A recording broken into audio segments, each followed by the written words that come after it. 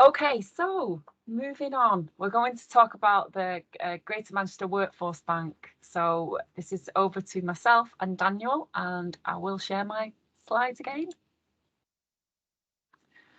So you'll recall Greater Manchester established a GP Workforce Bank back in April 2020. And we came to you at the Practice Managers Forum in July just to kind of understand whether you were aware of the offer and to get your feedback. But basically, the bank has expanded. There's now, besides the GP bank, there's a nurse bank as well as an admin bank. And you'll all be very well versed, I'm sure, on the vaccination bank that's supported by Lantham as well. What we wanted to do today, really, because you gave us that feedback in July, we wanted to tell you what's been happening and we wanted to share some data with you. And then we wanted to outline what the next steps were. So in terms of your feedback back in July, it was a pretty much a 50-50 split. Some of you have heard of it, some of you hadn't. And only a very small proportion of you had used the bank. And of the individuals that had used the bank, your feedback was kind of quite varied from I'd posted a shift and it hadn't got filled, right through to kind of you didn't need it at that time, that you had a local offer. So it was really quite varied. What we were really keen to explore further was actually of those who had posted a shift and it had remained unfilled, for us that indicated that perhaps that would also result in a loss of confidence in the tool. So we really wanted to delve a little deeper. We worked with colleagues in Salford CCG as well as HMR to understand what that meant. So I'm going to hand over to Daniel, and Daniel works for the Lantham team. If you've had anything to do with the Greater Manchester Bank, I'm quite sure you have a relationship with Daniel. So over to you, Daniel, if you're there. I think you are. Yeah, I'm here. Cheers. Thanks, Kerry. Yeah, so as I said, my name's Dan. So I work on the Lantham side. I'm the regional manager for the Northwest. It's a fancier title than what it is. Basically, all Lantham activity basically runs through me, and I connect with Kerry and the rest of the primary care workforce team regularly in order to implement new initiatives and ensure the run smoothing of the staff bank. Now, I'm going to go through a few data slides and I'll try my best to make it as engaging as possible, as I know data isn't everyone's cup of tea, but I'll try and make it as interesting as I can. So if I can just direct your attention to first the gold line that goes across on the graph.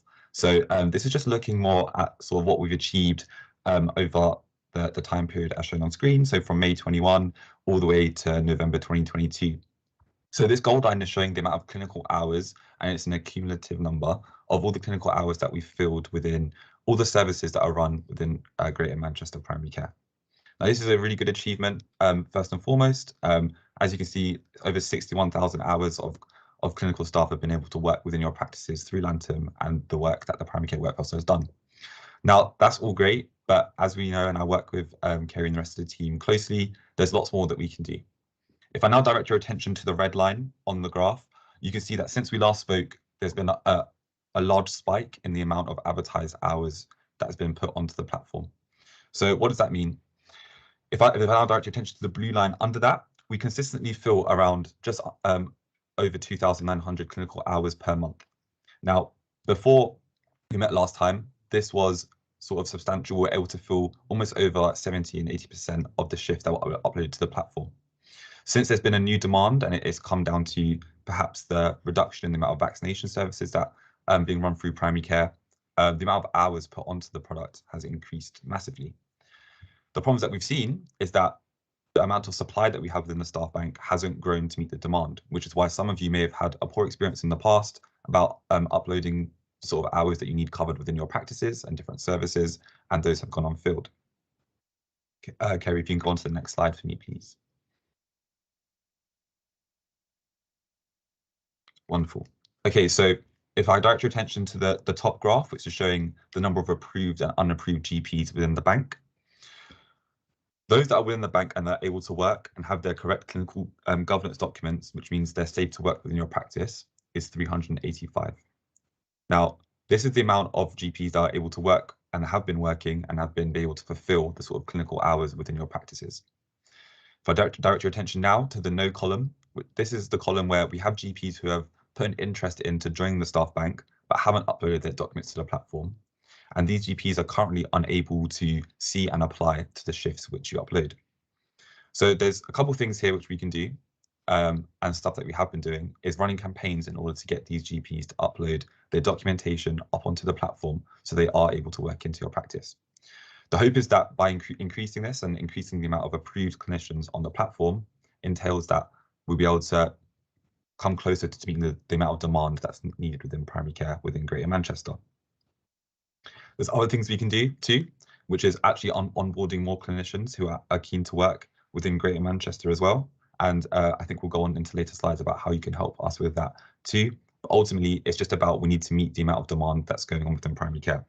Now, this could be seen as a negative aspect where we're unable to fill the amount of hours which you require. However, there's lots of learnings from this that we can see from the data.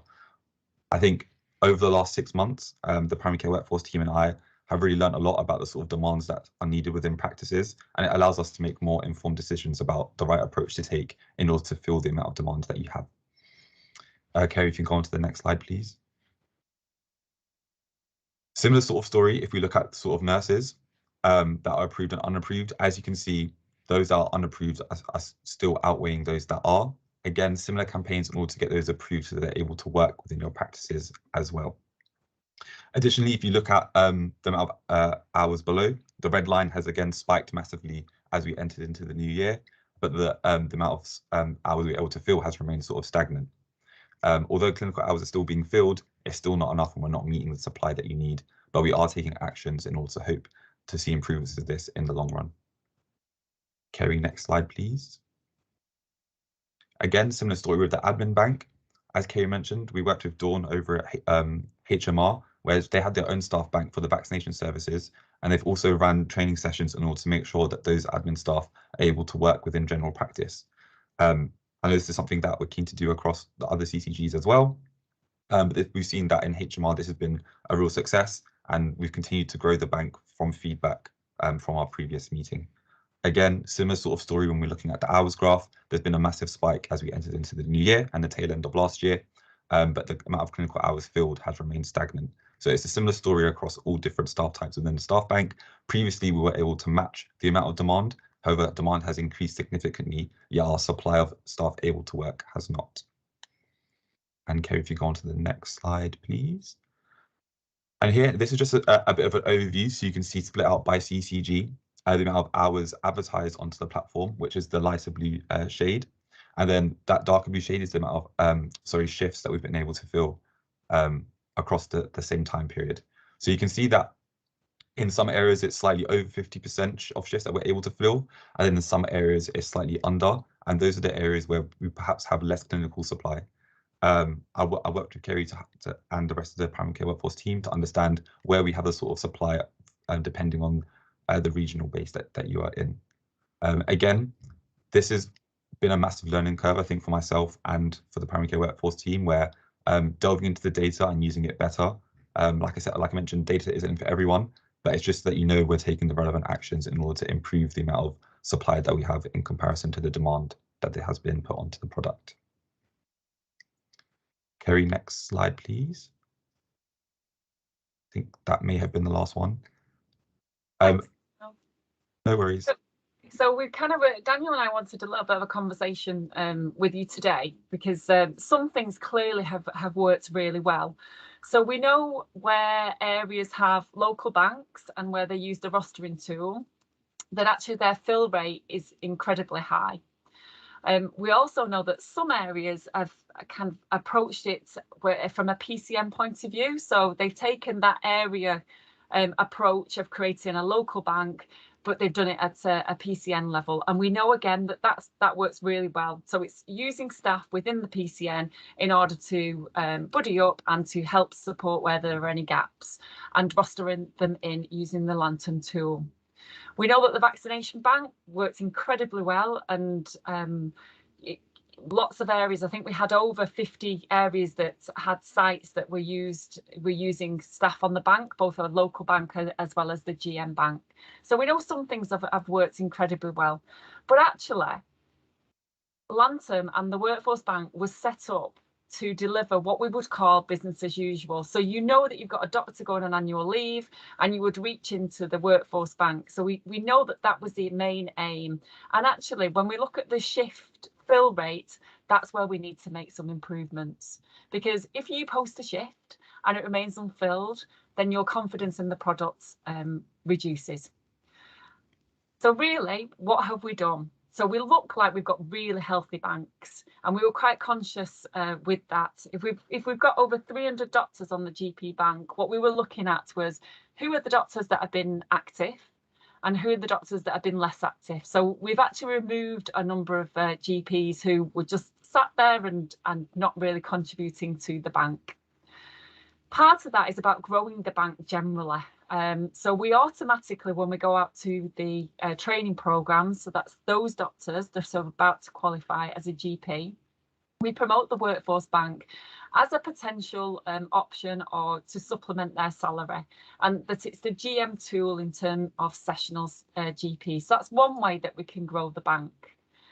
Another way really is kind of if you've got somebody that you know is a locum that isn't attached to Lantern, for you to promote Lantern as the GM tool and again grow that bank.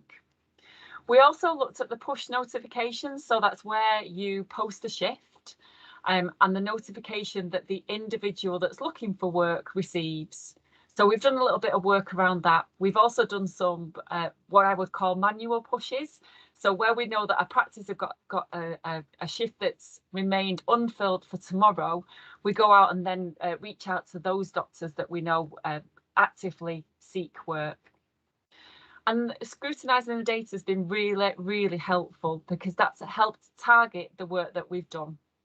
But actually, there's lots more work to do, isn't there? So what do we need to do going forward? Without a doubt, because of the data that Daniel has provided for us, we can see that the number of shifts that are posted far outweighs the number of people that are applying for the shift. So that tells us that we really need to grow the banks. We need to understand further from yourself, what is it that you need?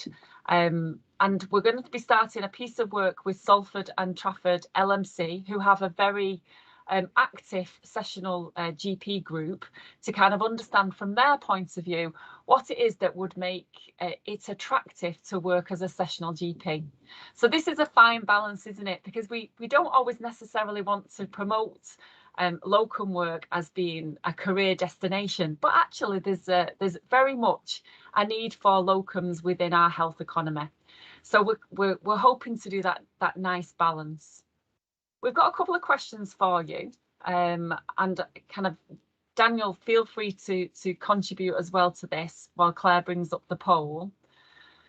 But the questions that we're going to be asking you in a moment are kind of what sessional staff do you think you need? Is it GPs, admin staff, nursing staff? This will help indicate to us where we need to concentrate our growing the bank.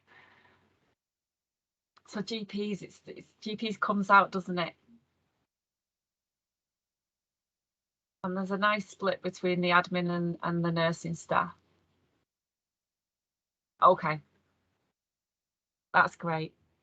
So in terms of we need to grow our bank, asking you the question now, and appreciate that actually this is quite a sensitive question. So you've got a member of admin staff who perhaps is part-time, that might be open to working some additional shifts. Would you be happy to signpost your staff into Lantern to help support them get some additional work? So 5, that's great. That's quite interesting to see.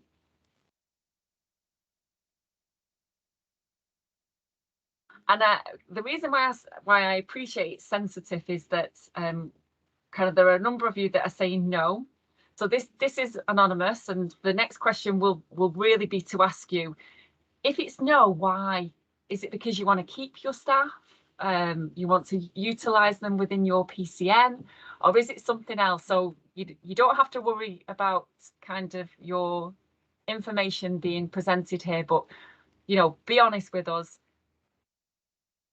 Why would you not want to kind of signpost staff into the bank if that is the case?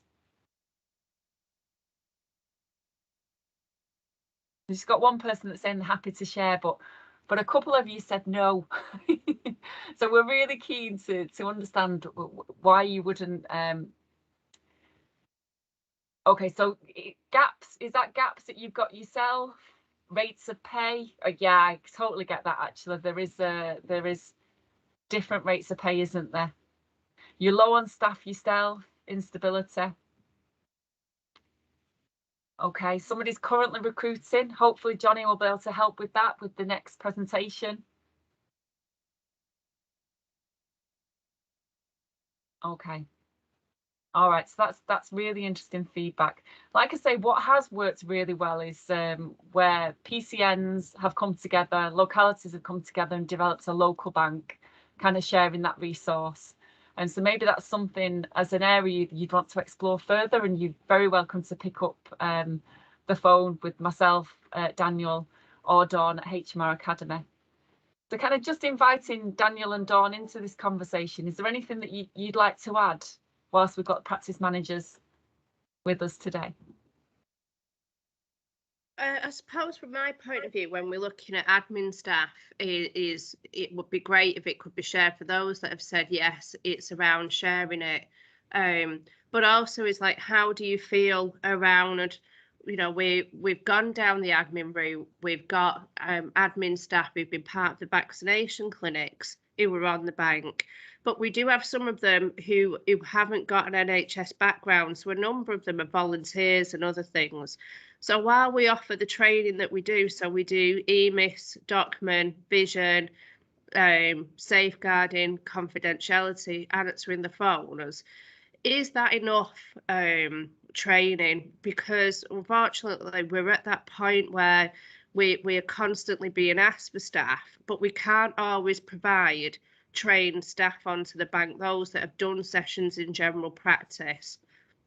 So it's sort of, how do we manage that? Are we willing to take staff who've not had that exposure, who've done the training that we do? We know the training works well, but then I suppose the issue is that, you know, if we're not going to get the staff that are already experienced working on the bank, and we go out to a wider thing, like we did the vaccine banks, and we go out to the HEIs and ask the uni students and others, how do you feel about us using those types of people? And is it going to be more of a hindrance than a help? Or are you happy if you're looking at somebody to do 3 shifts a week over 6 months, and you know that's how long it's going to be, and they're self-employed, are you happy to do a little bit of additional training so as that they can help cover? I suppose. Yeah, Joe. So that's it. The problem we've got then is who pays for that, for them to come in and do that training. And that's sort of what I'm asking is, like, if we, yeah, that's it.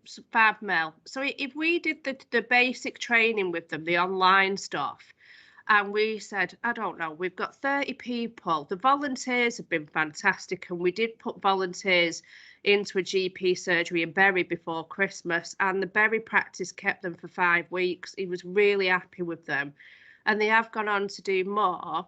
But is it that we could say for one day, if we had a couple of practices from across the different areas, to say we would take somebody on and just give them a day or 2 days, 8 weeks job, okay, a day or 2. I know Jude's working on that for you, don't worry.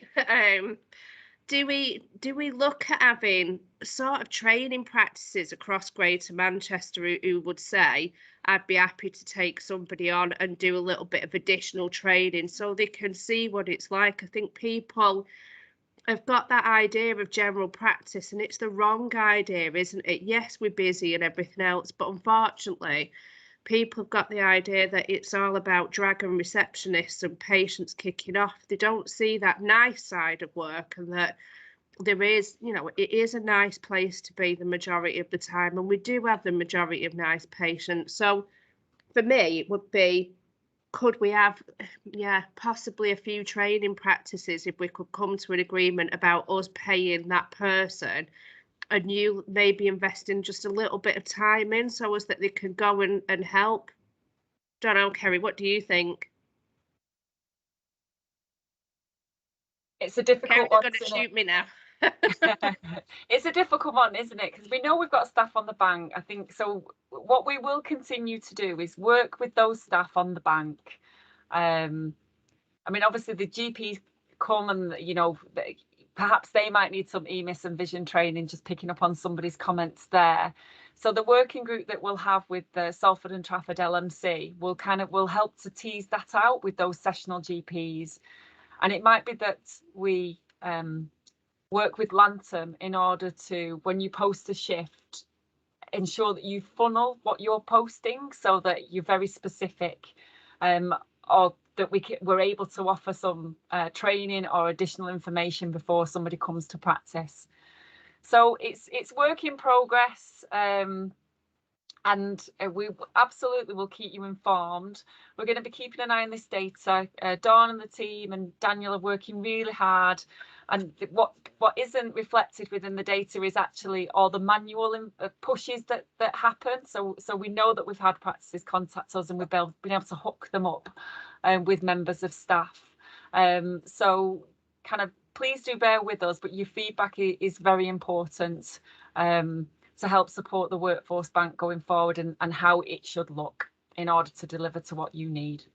Okay, thank you. So Rob, who's just put something in the chat, this is really great because this is a great lineup for what John is going to deliver in a moment. So everyone can see Rob's looking for 2 permanent part-time reception staff. And on that note, I'm going to hand over to Johnny because he'll be able to help you. Johnny, do you want me to share the slide or? Yeah, if you can, Kerry. I'll just keep with the natural order of things, and then and we'll go from there. That'll be brilliant. So, hello everybody. So my name's Johnny Henderson. I'm a program manager for the primary care workforce with Kerry and Leslie and the rest of the team. And I'm here today we've been before to the practice managers around our Workforce GM Connect. So I think everyone might be familiar, or if you're not, then I'll just go through this presentation. There is a few questions at the end just for information off you, just to see if we're using the system and how we're using the system.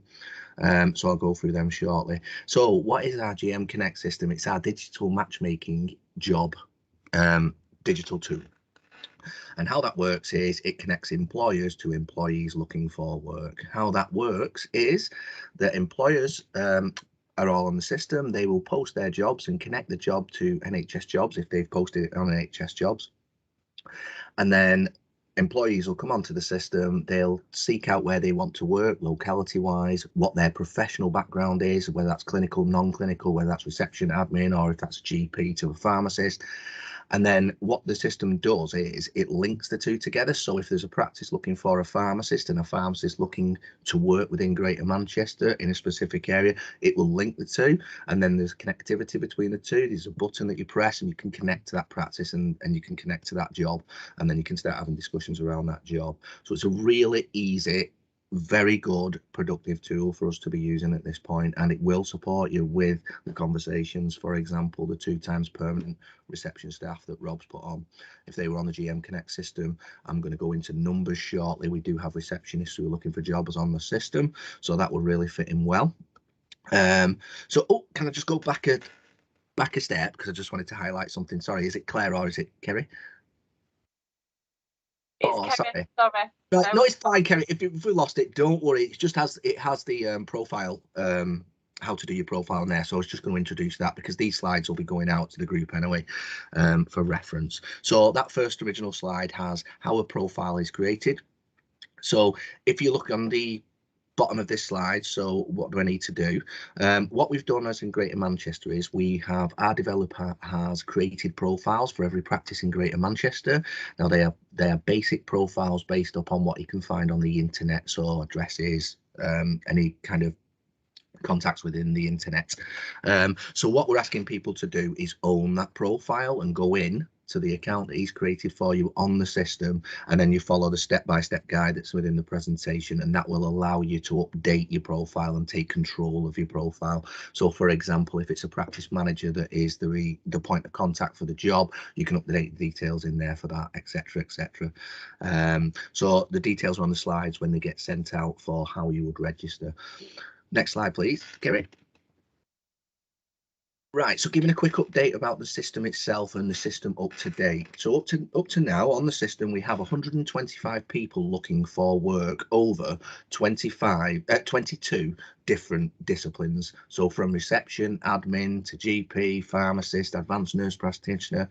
So we've got 22 roles on there and 125 people. So from the top 5 roles that are looking for jobs, this is the amount of people that are on the system looking for jobs. Is general practitioner, administrators, we've got general practice nurse, receptionists, and care coordinator. So there are top people, the amount of people that are looking for jobs that are currently on the system.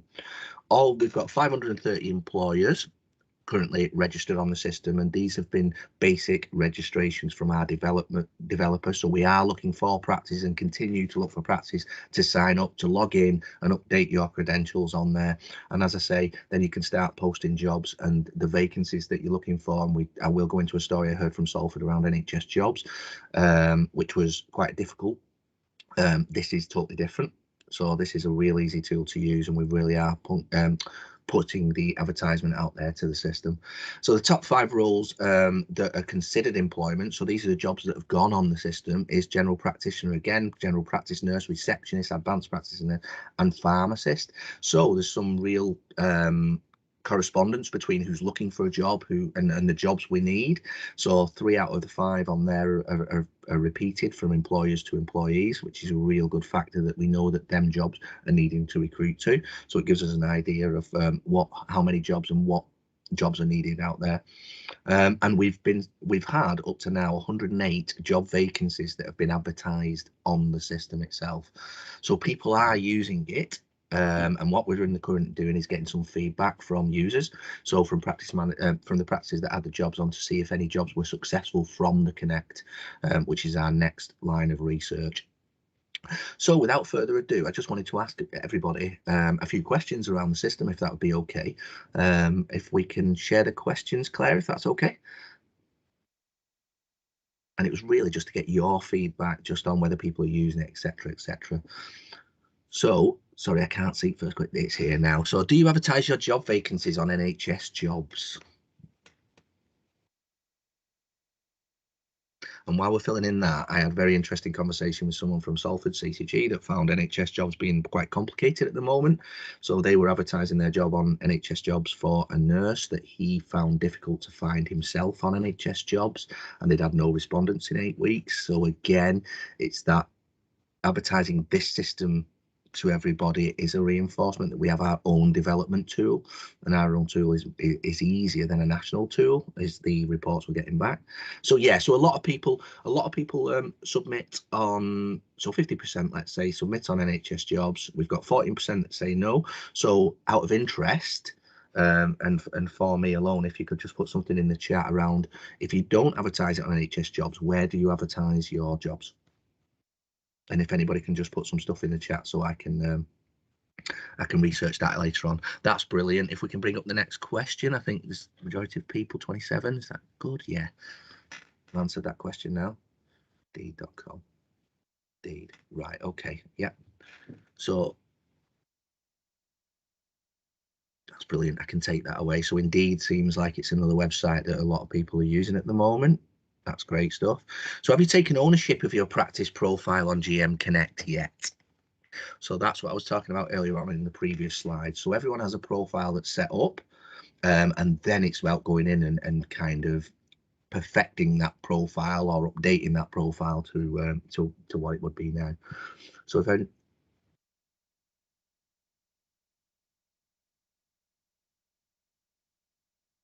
I got responses coming in? Can everybody see the question?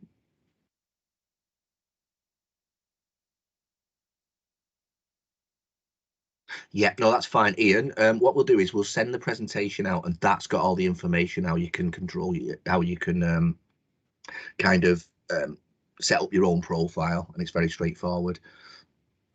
So when I send out the presentation, that should tell you step by step how to do that, if that's okay. Right, I don't know if is anybody having trouble answering this question, because I can't see anything in the chat as coming up, or is the question not coming up on people's screens?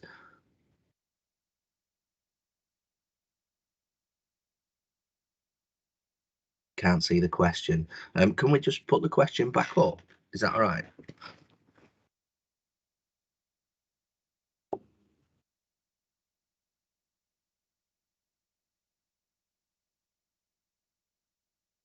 Right, I think we've got a problem seeing the questions here. Is it yourself, Kerry, or Claire, that's presenting the Claire's poll? beavering away in the background, I think. Yeah, no, that's fine. That's brilliant.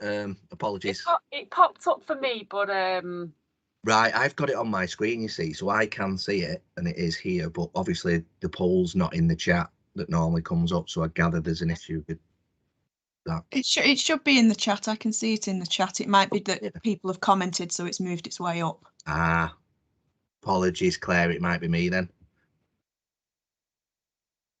Right, so we've got quite, I think it, is this the 55%? No. Yeah.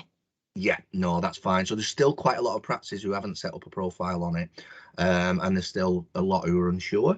So if we can investigate that, that's great. If you can contact us, the primary care comms number, email address is at the bottom of the presentation. If you can contact that, if you've not set up your profile after you get the presentation, but the presentation gives you the link, the step-by-step guide on how to set up your profile with the link to the GM Connect. So if you can try to set up your profile first, that'll be brilliant. And if you have any complications or issues, we have got our email address under there that you can contact us on. So do you know how to edit your practice profile? Well, I think, judging off the last question, and add a link to the job vacancies advert on NHS Jobs. Now, if I'm going off the last question, we've probably got a lot of people who have not registered on the system, so I would probably expect not many people to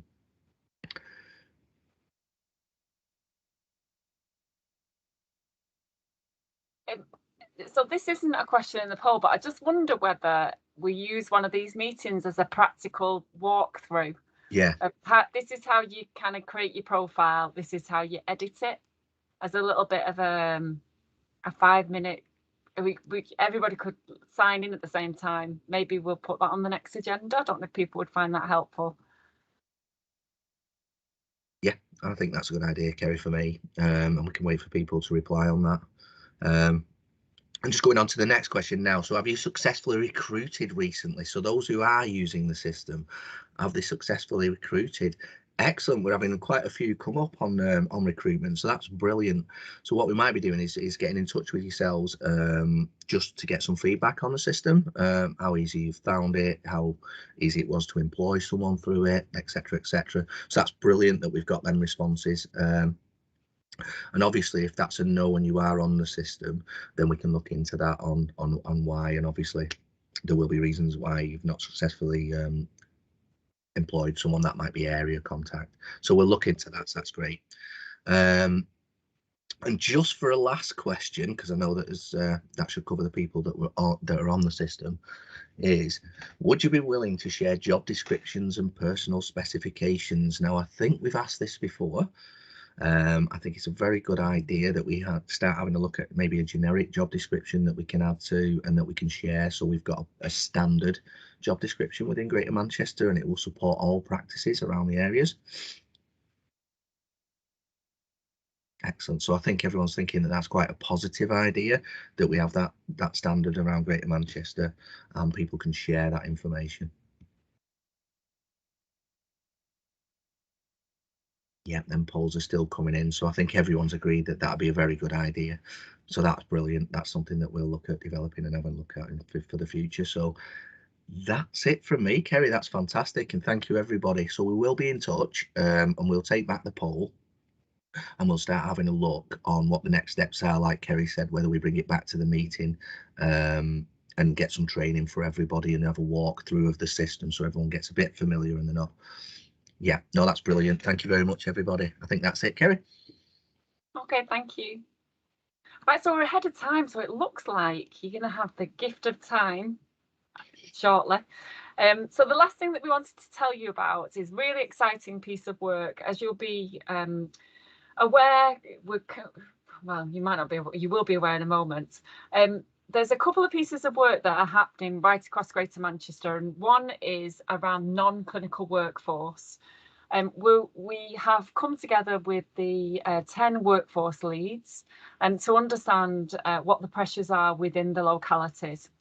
Now, this piece of work is going to be led by Sati Boyce, who is the workforce lead at Salford, and she'll be working on behalf of Greater Manchester. We recently sent some information out to you, just basically to say to you, whilst there is the non-clinical workforce, there's a couple of pieces of programmes that are happening that really do need some practice manager input. Now, recognising that you're all incredibly busy, we have had some responses, so thank you to those of you that did respond. But basically, we asked if you would be happy or willing to support some Greater Manchester programmes so that the practice manager voice is heard within those programmes. We've done a very short Google Forms. We'd ask that you complete that if you're interested in participating. The meetings will be virtual. But there will also be the opportunity to participate in some emails or some survey correspondence. So the Greater Manchester piece of work is specifically looking at non-clinical workforce within general practice. So how we attract candidates into general practice, how we grow them from receptionist right through to deputy practice manager role. We're very conscious that when we look at our workforce data, we have a large number of practice managers that are within the retirement age, and we think that's a real risk within Greater Manchester because the role that you undertake is key. So if you're interested in joining that group, that would be great. We very much welcome you to come along. The first meeting is the 10th of March. But interestingly, and great news, I would say, the national team are recognising that our non-clinical workforce plays such an important role, and they're undertaking a piece of work looking at practice manager roles specifically. Now, I'm pleased to say that Greater Manchester is part of that work, as well as the IGPM. I think I've said that right. That's Kay Keane and Mike Neville. They came to one of the earlier forums. They're also participating in that as well. So what we intend to do is keep you informed of those developments. We'll also keep you informed around the Greater Manchester Working Group if you're not part of that. And hopefully bring some updates and exciting programmes that will be an output of that. So that's great.